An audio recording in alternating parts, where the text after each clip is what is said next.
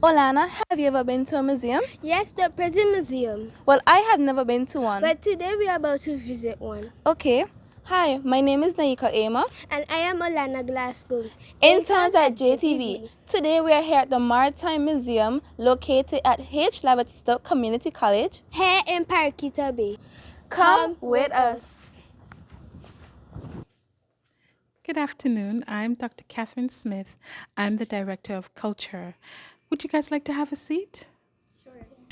Okay, I understand that you all wanted to know a little bit about our museums in the territory. First, what is your experience with museums in the territory, in the Virgin Islands, the British Virgin Islands?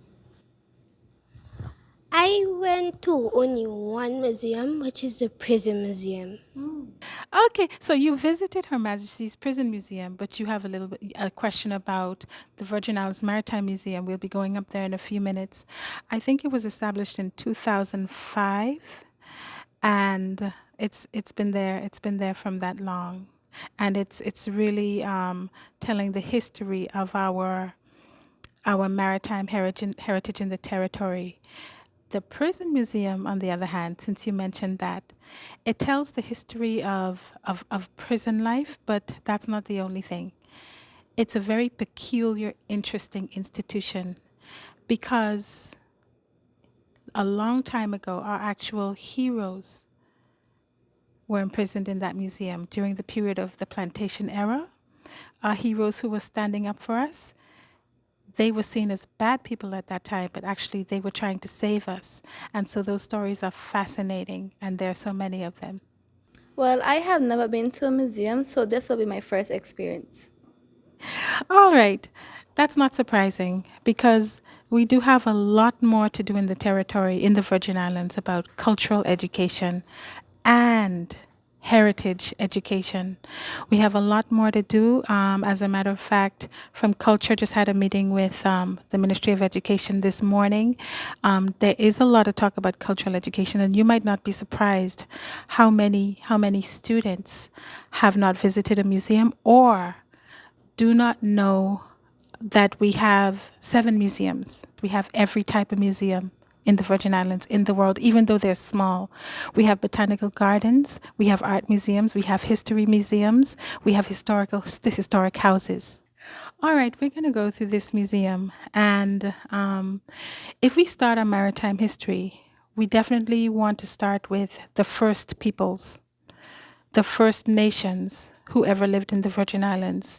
And who would they have been? Who were here before even Columbus got here? Who were the people who lived in the Caribbean? That's right. That's right.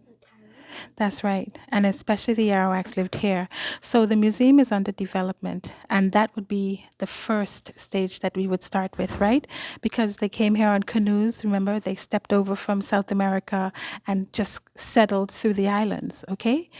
And then the next phase we would get into would be the phase of the plantation era or the slave trade. We would be speaking about persons like Christopher Columbus, Italy, Britain, or England, Spain. So we would, of course, start with Columbus because he got here to Virgin Gorda in 1493. We would be telling that story. Not that he's a hero, but he is significant. We would be including our African ancestors and those nations, which would be Igbos, Kikongo speakers, all sorts of different people that we would know about. Igbos being the largest group that came into the Virgin Islands.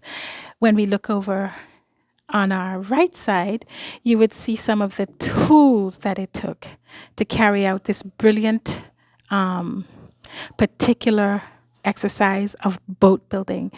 The trees that were selected and the old tools from those times that were used, you can see certain steps that it took to build. And what is the name of our particular boat in the Virgin Islands? Thank you. The Tortola sloop. That is correct. And so we're walking along, and what we see over here, because it was such an occasion when you built a sloop, do you see that everybody's launching the sloop? Launching of the expert, right? Launching of the Bells of St. Mary. It was a community event. right? A complete community event. The sloop took persons from east to west. It traded with St. Thomas.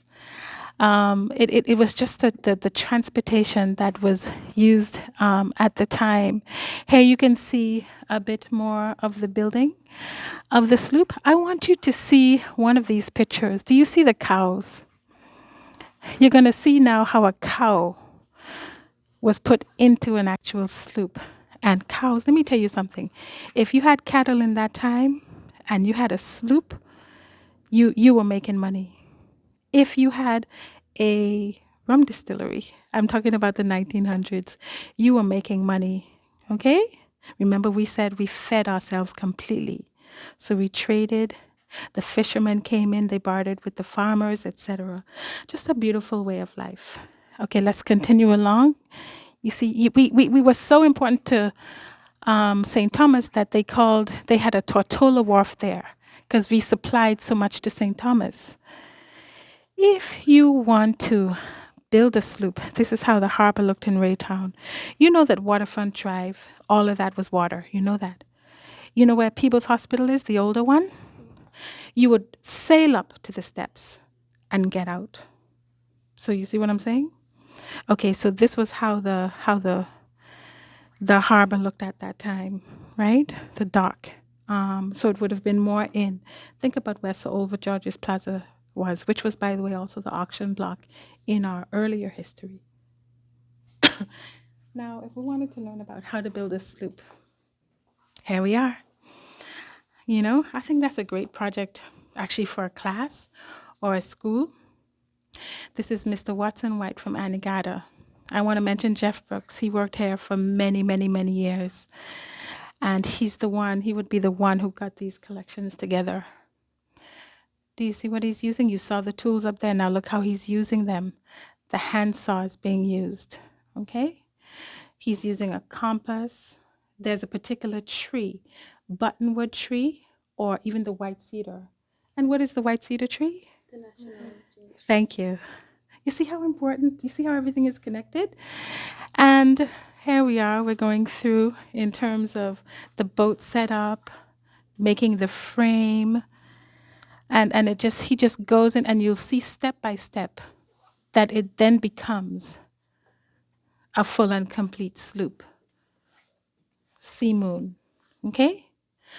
All right. Let's look at this wall over here. These are just other photos that talk generally about life, as a result of the sloop. For example, this is the Tortola Wharf, the one I mentioned, 1960s. Sloops are bringing in goods for the persons in St. Thomas to purchase, right? That's what that is. If we see, there might be something in here about the drowning of the Fancy Me, the wreck of the Fancy Me. You heard about it? The greatest tragedy we have. Almost every family in the Virgin Islands lost a family member.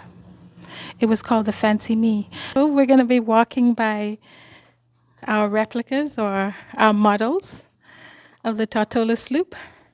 And you're going to ask yourself why this looks different. Happens to be a cargo boat. So in developing the museum, it's going to be important to tell the entire story. So if we start with our First Nations, yes, canoes. We move on to Columbus, etc. We're talking about slave ships. We get to the 1900s. The big story would be the Tortola sloop, but also these cargo boats that they had. And of course, there's a modern aspect I think we need to bring this museum up to, because we are the sailing capital of the world. We need to tell that story about how the yachting industry developed also, right? So no matter how we look at it, the maritime heritage is there in our history. This is a famous, you can say, shipwreck, the Rhone. Have you heard of it? It went down near Salt Island. There's a book written about it. And if we go to Salt Island, we'll see the burial ground of the persons who were on the Rhone. And then you can also see a little way down the inhabitants of Salt Island, their burial ground. So it's also a very interesting story. I think I want to conclude this by saying that This is an interesting story, one of many. And as we conclude, we're going to look at the wall over here that shows our shipwrights and marinas. You might have a relative up there. I want to say that the stories are a lot. There are a lot of stories. We have many stories during the plantation era. We have stories during the sloop era. We have so many stories during how our yachting industry even developed. There are just so many. This type of museum has a lot of potential. This is my great-grandfather, Daniel Smith. This is my great-grandfather, Claremont Davies. My father's father and my grandfather's father and my grandmother's father, boat builders. You should do a little bit of research. You might find a boat builder in your history. Okay? All right then. Yes, we're going to close off now. Do we have any reflections, last statements? I didn't know about this museum until I saw it. So I think I know some of the people on the wall, but I'm not really sure because from their face, so I might know them. But I love the museum. For my first experience in the museum, this was a great museum and I learned a lot about slavery and many stories in the BVA.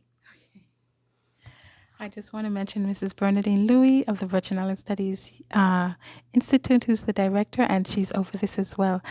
Thank you.